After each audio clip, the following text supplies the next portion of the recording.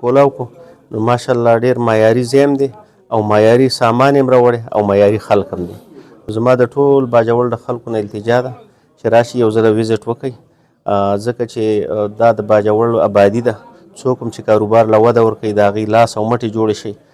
باجوړ کې سرمایه کاري کول دا هم جهاد دی زما په خیال. د دې په دې لکه دلته د امن کمی دی او دې بدامنۍ کې هم دلته سرمایه کاري کول زما خیال د دې خلکو داد ورکوم زه. نو ماشاءالله ډېر معیاري کار یې کړی دی، معیاري دوکان دی او معیاري سامان دی. ما خو چې څونه وکتو سامان یې معیاري دی او د دې هلکانو هغه ویژن هم کولاو دی. دی یا برځې کې دوکان کړی و، هلته ما د دی حالات لیدلي وو، هلته یې څه قراندازي هم کړې وه، نو هغه کې هم موږ خبرې کړې وې. خو د دې کسانو ویژن کولاو دی، نو چې د سړي ویژن کولاو وي نو د هغه نه د خیر خورېږي. نو زما په خیال ټولو خلکو له پکار دي چې کله هم د چا ضرورت یې رادی شي دا ځای هم دې وګوري، د دې دا سامان هم دې وګوري، د دې اخلاق هم دې وګوري او د دې طریقه کار هم دې وګوري. مننه.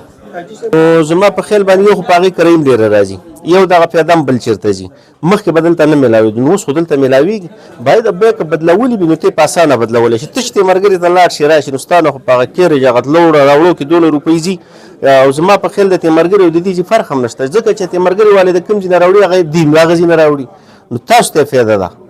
خلکو له پکار دي چې د تیمرګري نه اوس راوځي دا روپۍ په خپل باجوړ کې ولګوي، ځکه چې دا خپلې روپۍ خپله ګټه نه ده، دا بار مه ورکوئ. دا په دې باجوړ کې دا روپۍ دغه شي نو دا ګوره دا کس به سبا زکات وباسي په دې باجوړیانو به یې لګوي، دا به خیرات کوي په دې باجوړیانو به یې لګوي.